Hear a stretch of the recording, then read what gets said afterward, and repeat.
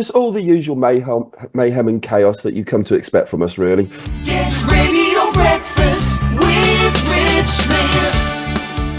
Tonight from 9, you've got the Melting Pot back on your radio, a celebration of all the wonderful things that are happening locally, musically, and the madcap humour of, well, mainly this man, of course. It is Deadly from the Melting Pot. Morning, mate. How are you? I'm very well, Rich. How are you? Looking rather splendid in that jumper, I must say. Thanks ever so much. I put my Poundland Christmas jumper on today. I thought I'd represent, and as I tell everyone, 11 quid. The Poundland suffering, as we all are, with the amount of inflation that's going on. You get what you pay for, mate. Thanks. Thank you. Okay, well, let's deal with this in a chronological order because very exciting time for the Melting Pot over this sort of Christmas festive period. Let's start with tonight's show. What can we expect? I'm seeing loads of great music from Mystery Biscuit and Dubwise are in there. The Young Knives are featuring as well. I'm excited about all of that. But what have we got on tonight? Well, we've got a special guest, Paul Spink, who runs Fat Lil's in Whitney, and also the Eagle Tavern, which is arguably the best pub in the town. And if you haven't been there before, I do suggest you go there for a Christmas beer or two. Definitely. And also lots of great music. Richie's Random Rock Revelation has a bit of a backfire this week, but. It was inevitable, wasn't it? It was, yeah. But it's all the usual mayhem and chaos that you come to expect from us, really. What a great guest to have on as well. Fat Lil's in Whitney, an institution, as Eagle Tavern is as well, sort of just down the road from it. But in a time where, look, specialist venues that are flying a flag for local music, being there, being open, being successful, all of those things, and being able to stay open, all of these great things, having someone on and having that in a place like Whitney as well, it is just amazing. You don't realize how lucky you are, do you? Exactly. Yeah. I mean, it's a testimony to Paul and his team there because they work so hard to get the place going and running, and that's what it takes these days is a lot of hard work and also a little bit of good fortune. But I think Paul has done a cracking job there. And it's great to see the venue still going and thriving. Yeah, exactly. Bucking that trend as well, which is such great news. What a brilliant guest on. I'm looking forward to that tonight at 9. It's all good, the Melting Pot. And, of course, well, tell us what you got coming up over the Christmas period, because, again, it's always a very, very special time for the Melting Pot. It is, yeah. Well, first up, because the show next week's Boxing Day, we're doing our own unique Christmas in the mix special. It'd be songs that you not usually get heard at Christmas time, shall we say? Okay. That's I was expecting almost nothing less from you from being a Christmassy show on Boxing Day. Any is there one particular track that have you got anything sort of lined up that you can sort of share with us now, or is it still sort of in the realms of production? There's it's obviously Half Man, Half Biscuit. All I Want for Christmas is a Duckle Parkway shirt. Yeah.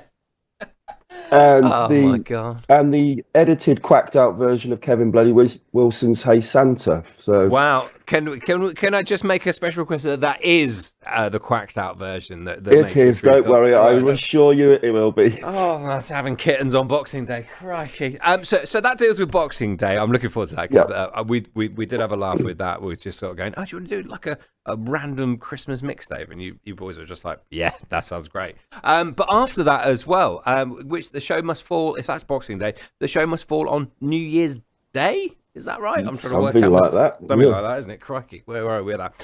And that's a biggie. It is the big one. It's the announcement of our Oxford Music Track of the Year. Everyone's still voting, and we're getting lots of votes coming in. So if you haven't voted yet, do vote for your favourite track by emailing us. And yeah, basically, last year it was won by Emma Hunter. The year before was Deadbeat Apostles. The year before that was Emma Hunter. So it needs to go to someone else, I feel. Oh, just say, it needs to share the love around.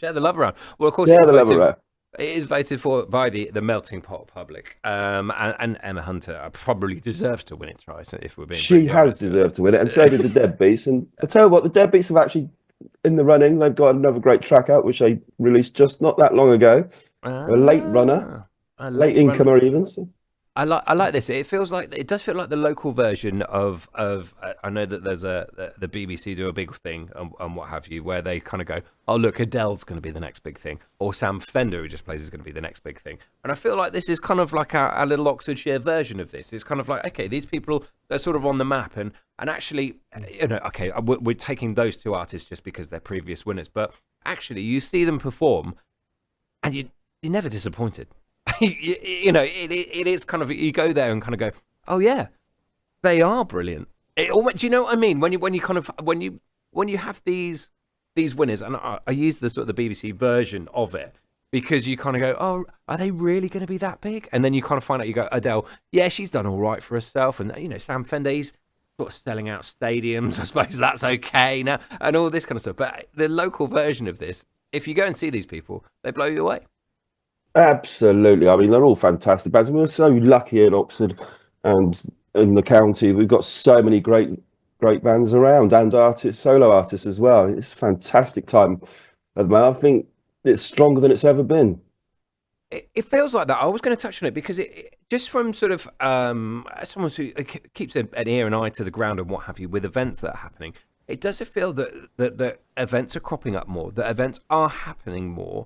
That kind of that I don't know. The lineups seem really quite chunky. You're certainly getting, I don't want to say value for money, but you are getting a real show if you're popping along to these events, potentially seeing at least 3 or 4 bands on a lineup, which is great, really. I mean, the technical side of this, as you well know, kind of going from an electronic musician to a punk band to a solo singer to an acoustic. There's lots of moving parts with all this. Absolutely, and the great thing is that there is something for everyone as well. If you're into your electronica, you've got that. If you're into your blues, you've got that. Jazz, there's the spin club, etc. Yeah, there is something for everyone. And if you're not sure what to do over Christmas, do get a copy of Night Shift. Do listen to the show and listen to the gig guide, because there are plenty of things still going on. Yeah, and you're never going to know. There'll be things that kind of pass you by, which is always the way. Because if you're kind of like me, and you kind of go, actually, I like a good gig, now and again, and I like to sort of pop and sort of show face at various different things and see bits. And everyone has lives and difficult things like this. That actually, if you scratch the surface, there is tons going on, and you could probably put. I'll use a Bullingdon because it makes me Paul and what have you. But you can probably pop along to the Bullingdon on a given Saturday night and see something local and be pretty good as well. Yeah, absolutely. And even on Christmas Eve, you can pop to the Bullingdon and have a wonderful time with the reggae party they've got going on there with our good friend Count Skylarkin. Who will be on the show this time tomorrow. There's a little link Excellent. for you. We didn't plan that at all. Blimey. Yes, Count Skylar will be on 8:40 tomorrow, getting up especially after a gig as well, which I don't know how happy he is about all of that, but he said he was happy to do it, but getting DJs up, as you well know, is a tough old thing. So we're looking forward to the that. other Rich is still firmly in bed, I think. he's been in bed for the last couple of years, isn't he? Exactly. He'd be snoring away. I'm sure he will. Deadly, always lovely to catch up, mate. I'm proper looking forward to the Christmas shows over the next few weeks. It's going to be absolutely brilliant. Keep fighting the good fight with everything you do with the local music scene as well. There's some amazing bands on tonight's show. And of course, if you want to vote for your favourite track of the year, make sure you do so. You can see all the details just by searching for Melting Pot and Get Radio, of course. Deadly, nice one, mate. A very Merry Christmas to you. And to you, Rich. Thank you very much. And to all the listeners as well.